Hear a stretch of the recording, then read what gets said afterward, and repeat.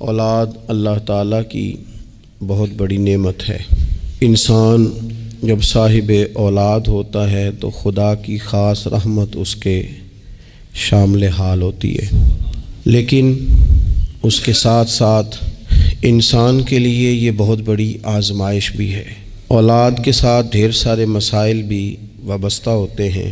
ان کے لیے ان کے والد اور ان کی والدہ کے ذمے جو حقوق اللہ رسول نے صلی اللہ تعالیٰ علیہ وسلم عائد فرمائے ہیں ان کا خیال رکھنا بھی بڑا ہی ضروری ہے۔ ہمارے ہاں یہ ہوتا ہے کہ ماں باپ یقیناً اولاد کے لیے اچھا ہی سوچتے ہیں، لیکن چونکہ ہماری سوچیں ہمیشہ دنیا داری کے گرد گھومتی ہیں اور ہمارے زمانے میں کامیابی کا معیار ہی لوگوں نے اقتدار کو، مال کو، جاہ و حشمت کو بنا لیا ہے، تو پھر اپنی اولاد کے لیے بھی لوگ اسی کے حصول کو سب سے بڑا سرمایہ سمجھتے ہیں اور ہمیشہ بچوں کی یہی تربیت کرتے ہیں کہ انہیں مال کیسے جمع کرنا ہے، انہیں کس طرح سے معاشرے کے اندر حصول اقتدار کے لیے یا بڑے مناصب کے لیے کوشش کرنی ہے۔ نتیجہ یہ نکلتا ہے کہ ایک عجیب سی مادہ پرستی ماحول میں پیدا ہو جاتی ہے۔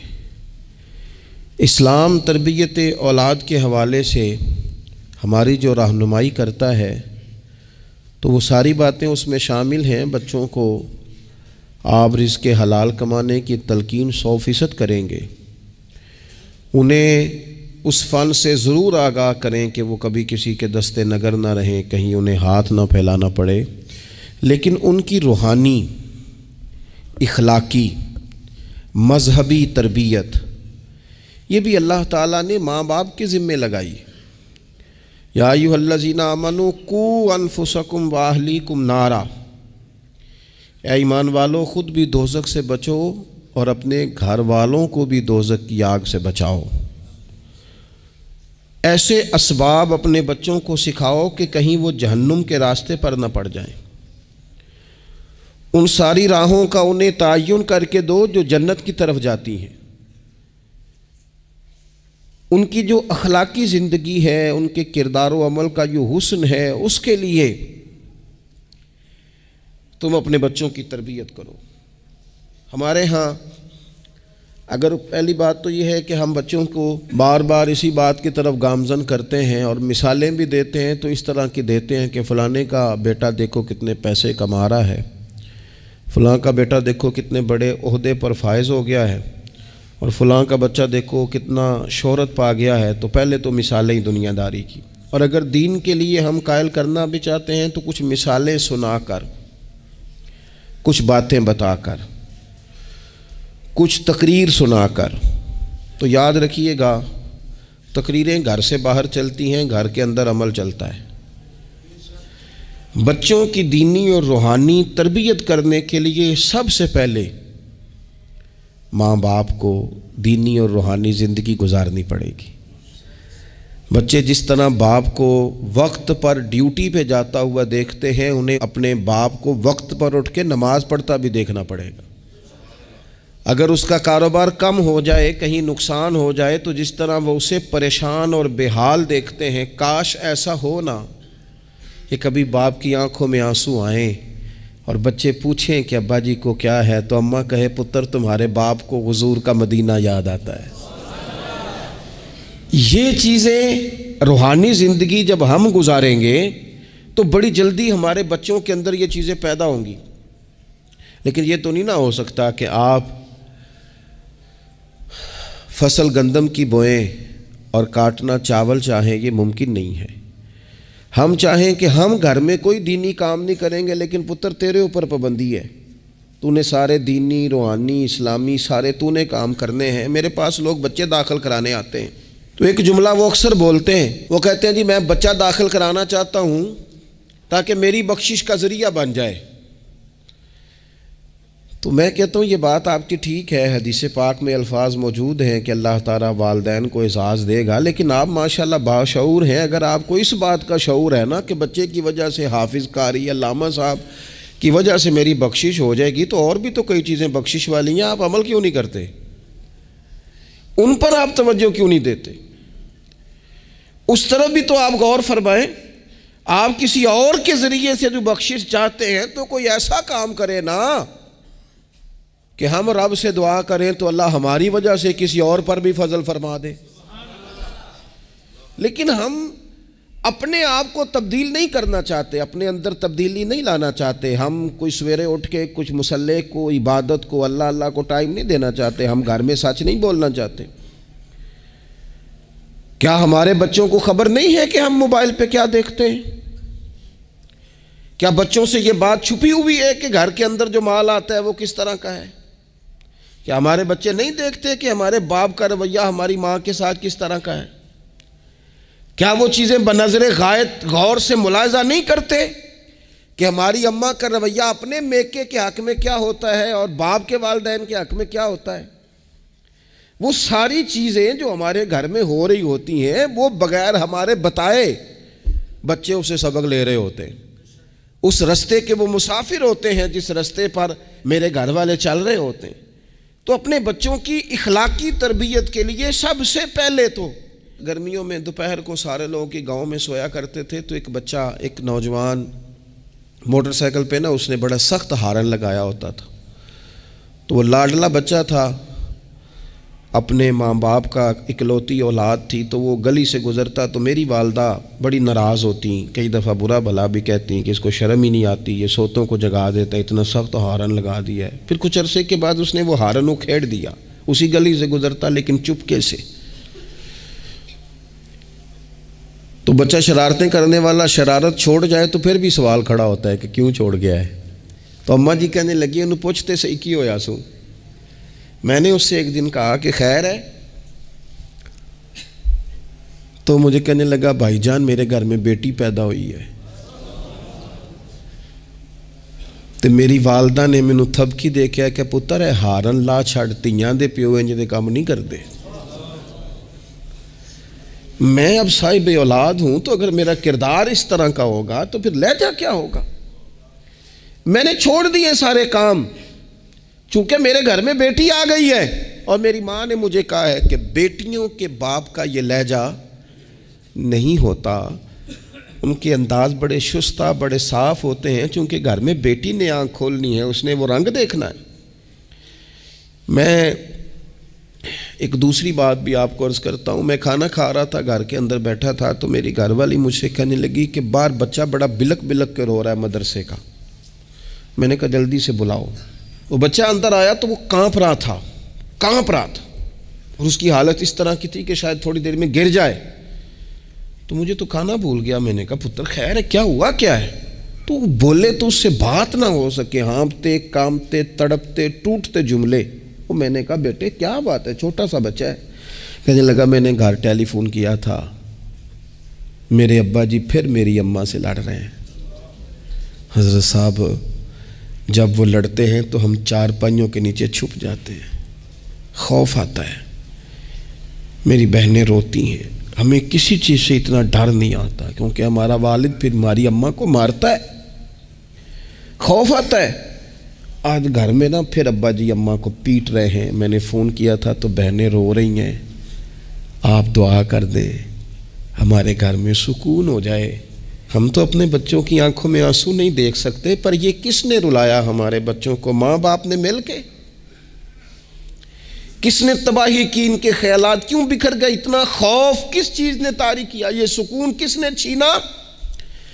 میں نے پھر ان کے والد کو بلایا، گزارش کی، اور مجھے امید ہے کہ وہ میری بات بھی سمجھ گئے ہوں گے.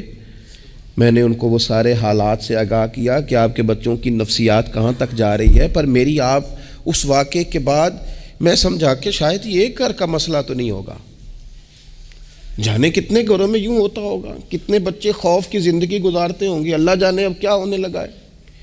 تو اپنے بچوں کی اخلاقی تربیت کے لیے اخلاقی بڑا پیار کرتا ہے باپ اپنے بچے سے. میں صحیح بتاتا ہوں آپ کو، بڑا پیار کرتی ہے ماں اپنے بچے سے. لیکن یاد رکھنا اس پیار میں کہیں وہ اخلاقی حدود کو کراس نہ کر جائے. یہ دیکھ لینا کہیں آپ کے لاڈ پیار میں کوئی ناجائز بات اس کے منہ سے نکلے کسی کے بارے میں اور آپ اسے قبول کر کے کہیں اسے تباہ نہ کر دیں. باپ میں نے دیکھا ہے یہ کام کرتے ہیں کہ بچے نے اگر کبھی کوئی تحفہ مانگ لیا ہے اور موقع آ گیا ہے تحفہ دینے کا تو باپ اوور ٹائم بھی لگاتا ہے. والد کہتا ہے اپنی فیکٹری کے مالک سے کہ میں تھوڑے تھوڑے کٹوا دوں گا پر مجھے بچوں کے لیے گفٹ خریدنا ہے، ان کے کپڑے بنوانے ہیں، بڑی جان جوکھوں میں ڈالتا ہے. اور وہ کہتا ہے کہ میں اپنے بچوں کو مایوس نہیں دیکھنا چاہتا، میں اعلیٰ سے اعلیٰ چیز بھی لاؤں گا. پر آپ کو پتہ ہے اللہ کے پیارے رسول علیہ السلام نے فرمایا کسی باپ کا اپنے بیٹے کے لیے، اپنی بیٹی کے لیے سب سے بہترین تحفہ یہ ہے کہ وہ اپنے بچوں کو اچھا ادب سکھا دے. یہ سونا تحفہ دیا ہے باپ نے کہ اس بچے کو اس نے اچھی تربیت سے روشناس کرا. یہ خوبصورت تحفہ سونا یہ کمال کر دی والد نے کہ اس نے اپنے بچے کے آداب زندگی میں ایک اچھے ادب کا اضافہ کیا. آپ نہ ہزاروں کا لاکھوں کا تحفہ لے کے آئیں لیکن اس کی اخلاقی تربیت کریں، اس کے کردار میں جاذبیت پیدا کریں. ہو نہ آج بھی کوئی ماں ایسی جو غوث پاک کی ماں کی طرح کہے پتر بھوک کاٹ لینا پر جھوٹ نہ بولنا. ہو نہ کوئی ماں آج بھی ایسی جو بابا فرید کی ماں کی طرح یہ کہے پتر تجھے شکر پسند ہے پر ملے گی تب جب تو نماز پڑھ کے مصلی اٹھائے گا. ہو نہ آج بھی کوئی خواجہ بختیار کاکی کی ماں جیسی ماں جو سارا دن گھر میں سپارے پڑھتی رہے اور 15 سپارے یاد ہوں اور صبح شام پڑھے. او خدا کے بندو کچھ چیزیں ایسی ہیں جو کردار کی روشنی سے نور پاتی ہیں، جو صرف عمل کے حسن سے دنیا کو حسین کر دیتی ہیں. بچوں کی روحانی تربیت، اخلاقی تربیت. ہم جو بچوں کو سبق دے رہے ہیں وہ محدود زندگی کا دے رہے ہیں. ہم مسلمان ہیں، ہمیں ہمارے دین نے کہا ہے کہ زندگی 60-70 سال کی نہیں، اس کے بعد بھی ایک زندگی ہے جو ہمیشہ رہنے والی ہے، ختم نہ ہونے والی ہے. ہم نے بچوں کو جتنے اسباق پڑھائے ہیں وہ دنیاوی زندگی کے لیے، روزی روٹی کے لیے، کاروبار کے لیے، شادی نکاح کے لیے. لیکن ہمیں ہمارے دین نے کہا ہے کہ انہیں وہ سبق بھی دو جو قبر میں بھی انہیں کامیاب کرے. قُوا أَنفُسَكُمْ وَأَهْلِيكُمْ نَارًا، خود بھی دوزخ کی آگ سے بچو گے اور اپنے بچوں کو بھی بچاؤ گے. یہ اہتمام کرو. تو وہ خاص خوبصورتی جو ہمارے دین نے کہا ہے کہ ان کی اخروی زندگی میں ان کے کام آئے. دیکھیں نا نبی پاک صلی اللہ تعالیٰ علیہ وسلم نے 3 چیزیں ہمارے ذمہ لگائیں. فرمایا اپنی اولاد کو سکھاؤ. یہ باپ کے ذمہ لگائی ہیں حضور نے چیزیں، ماں کے ذمہ لگائی ہیں. فرمایا یہ اپنی اولاد کو سکھاؤ. 3 چیزیں. یا رسول اللہ صلی اللہ علیہ وسلم کون کون سی؟ فرمایا ایک تو اپنی اولاد کو اپنے نبی کی محبت سکھاؤ.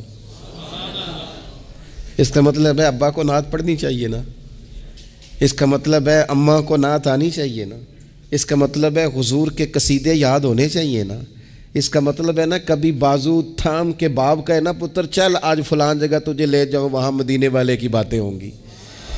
اس کا مطلب ہے کہ اسے باپ کو ان سارے رستوں کا تعین تو بیٹے کا بازو تھام کے اسے کتنی جگہوں پہ لے گیا ہے.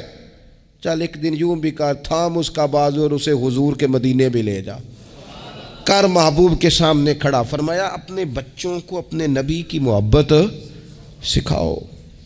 اور فرمایا دوسرے کام یہ کرو کہ اپنے بچوں کو اپنے نبی کی اولاد کی محبت سکھاؤ. سکھائی حضرت عمر نے جناب عبداللہ کو، عبداللہ ابن عمر کو محبت، تو پھر انہوں نے محبت کی. اپنی اولاد کو اپنے نبی کریم کی اولاد کی، اہل بیت کی محبت سکھاؤ. اور تیسرا حضور نے ذمہ لگایا کہ اپنے بچوں کو قرآن پاک کی تلاوت سکھاؤ. یہ ماں باپ سکھائیں، پہلے خود سیکھیں پھر اپنے بچوں کو سکھائیں. انہیں کہ پتر آ بیٹھ میرے پاس بیٹھ کے قرآن شریف پڑھ، میں تجھے پڑھاتا ہوں. تلاوت کلام مجید تو ہر مسلمان کے لیے صحیح تلفظ سے سیکھنا ضروری ہے، تو پہلے سیکھیں پھر سکھائیں. تو ان کی اخلاقی تربیت، روحانی تربیت. 2 انسان کی تربیت کے مزاج ہوتے ہیں، ایک اس کی ظاہری تربیت ہوتی ہے، ایک اس کی باطنی تربیت ہوتی ہے. اس کے ظاہر کا بھی خیال کریں. نبی پاک علیہ السلام کے سامنے ایک بچہ کھانا کھا رہا تھا تو جہاں سے مرضی کھا رہا تھا، تو اللہ کے پیارے رسول صلی اللہ تعالیٰ علیہ وسلم نے فرمایا سیدھے ہاتھ سے کھاؤ اور اپنی سائیڈ سے کھاؤ، اللہ تمہیں برکت عطا کرے گا. بچوں کو اخلاق کا، آداب کا طریقہ بھی بتایا جائے. ہمارے ہاں نا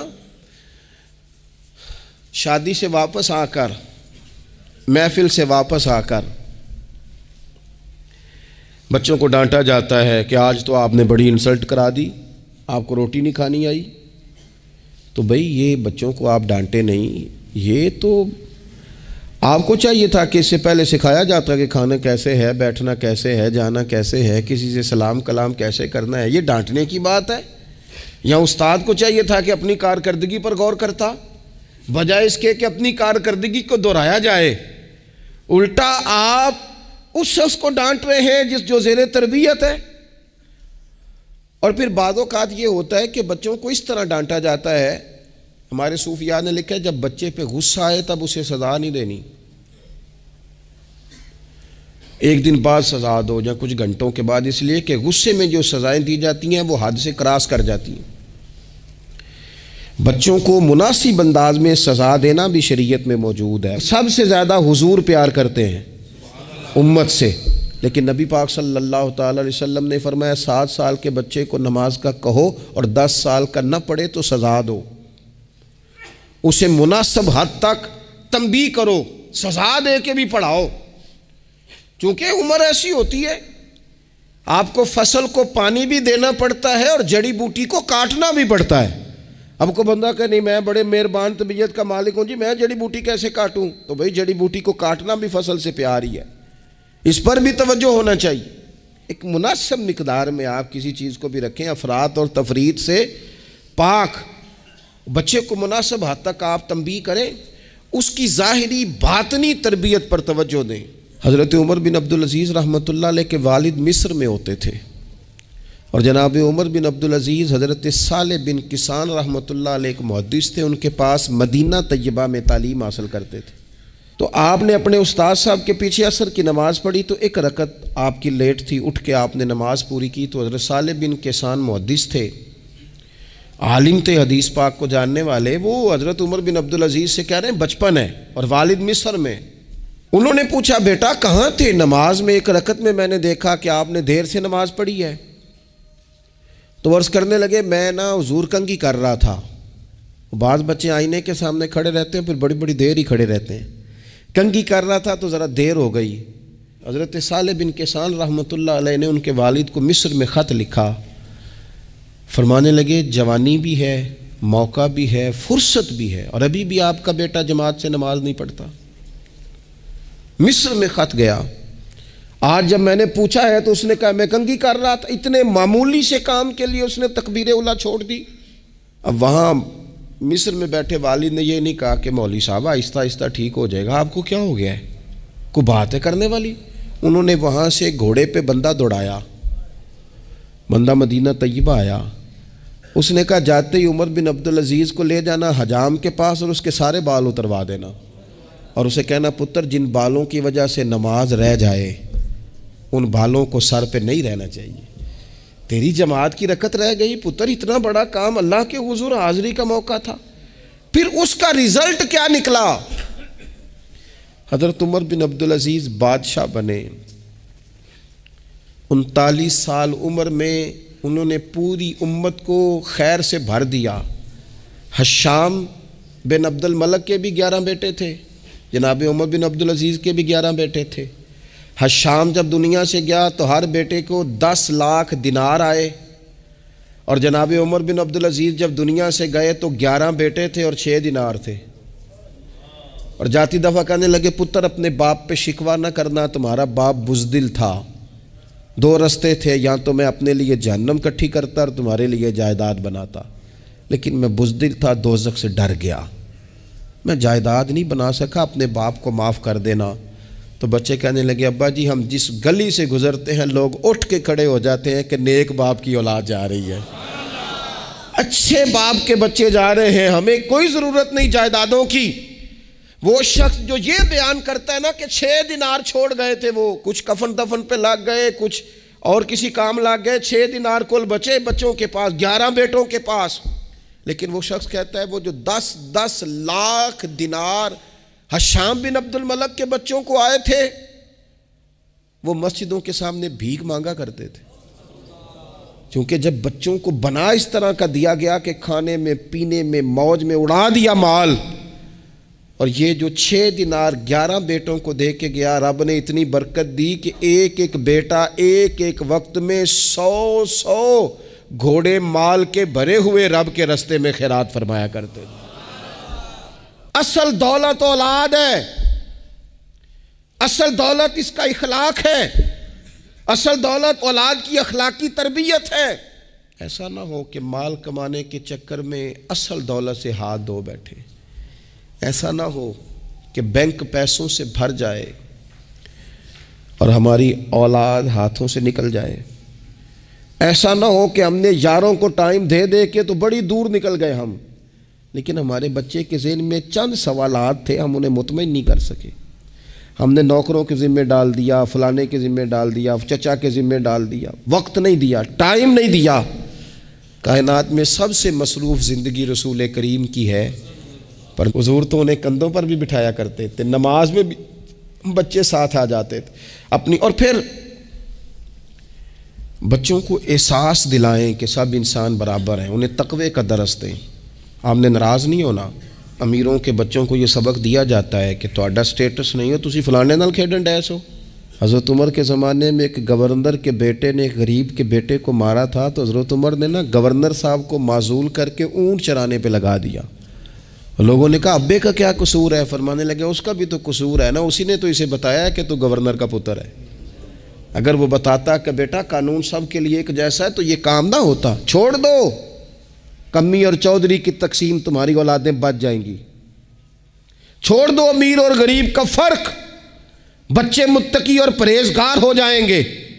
چھوڑ دو یہ سٹیٹس کا دھندا، تمہاری اولاد کے دل سے کبر اور تکبر نکل جائے گا۔ محبوب نے یہ فرق مٹا کے ہمیں بتایا ہے کہ اخلاق حسن ہے، کردار معیار ہے۔ تمہارے اندر اگر تقوی کی دولت آتی ہے تو یہ اصل اعزاز ہے۔ خوش قسمت ہے وہ باپ جس کو کوئی آ کے کہے کہ تیرے بیٹے کو نماز پڑھتے دیکھا ہے۔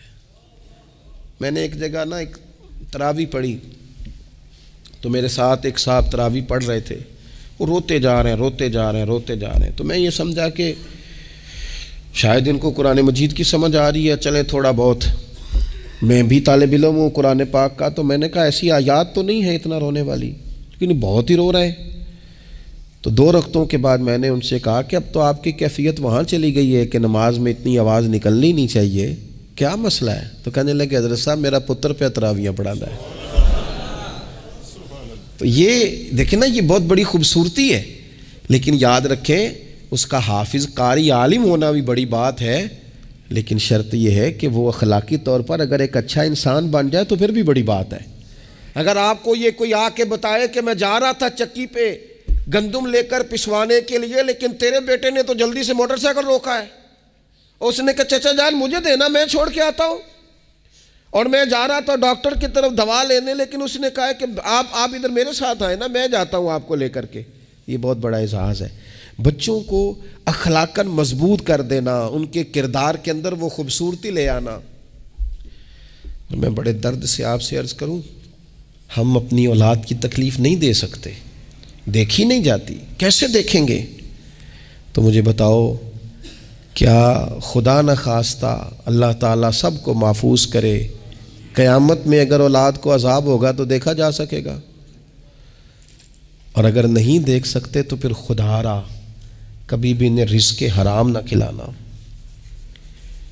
تھوڑی روٹی لیکن حلال، تھوڑا مال مگر جائز، سادہ سواری مگر جائز پیسوں۔ میرے نبی پاک صلی اللہ علیہ وسلم نے فرمایا جو گوشت حرام سے پلے گا وہ جنت میں نہیں جائے گا۔ اپنے بچوں کے لیے رزق حلال کا بندوبست کریں، جس طرح ڈھونڈ کے لاتے ہو نا بچوں کے لیے اچھا گوشت، ڈھونڈ کے لاتے ہو نا بچوں کے لیے وہ غذا جس میں ملاوٹ نہ ہو، ڈھونڈ کے لاتے ہو نا بچوں کے لیے وہ والا کھانا جو غیر معیاری نہ ہو، معیاری ہو، ڈھونڈ کے لاتے ہو نا خالص چیزیں اپنے بچوں کے لیے، اسی طرح ان کے لیے طیب اور طاہر رزق بھی لے کے آؤ تاکہ ان کے اندر روحانیت پیدا ہو، تاکہ تقوی کی روشنی دوڑے۔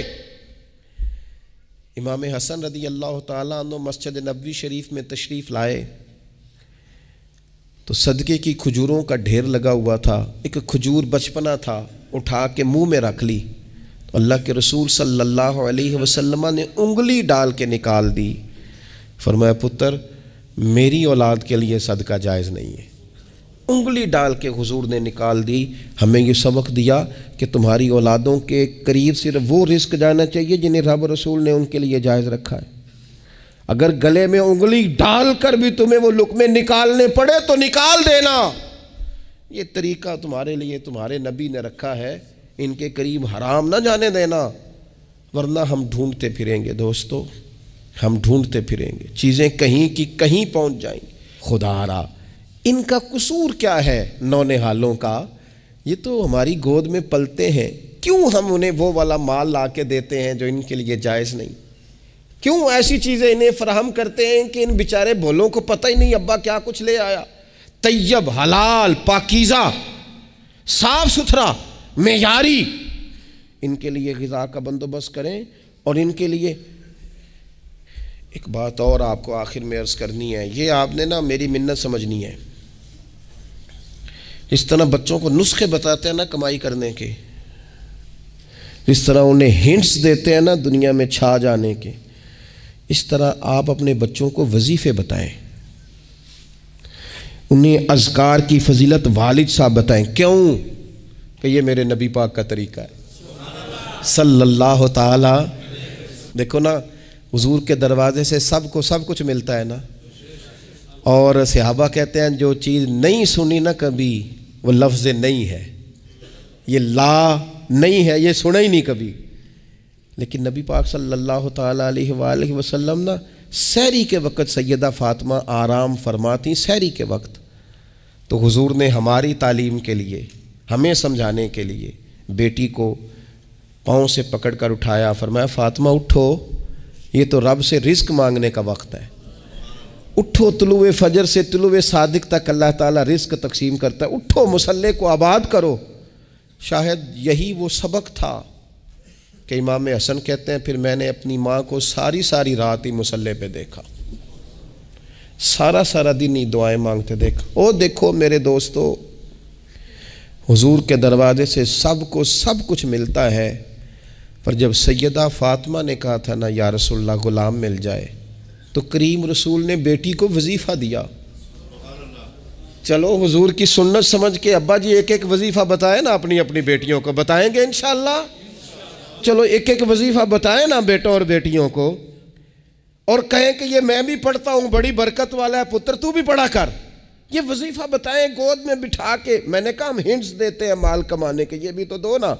تو نبی پاک علیہ السلام نے کہا پتر غلام تو میں مدینے کے غریبوں پر تقسیم کروں گا, لیکن تجھے ایک وظیفہ دیتا ہوں, 33 بار سبحان اللہ پڑھا کر, 33 بار الحمدللہ پڑھا کر, 34 بار اللہ اکبر پڑھا کر. جب بھی یہ وظیفہ ختم ہوگا رب غلام آزاد کرنے کا ثواب عطا فرمائے گا.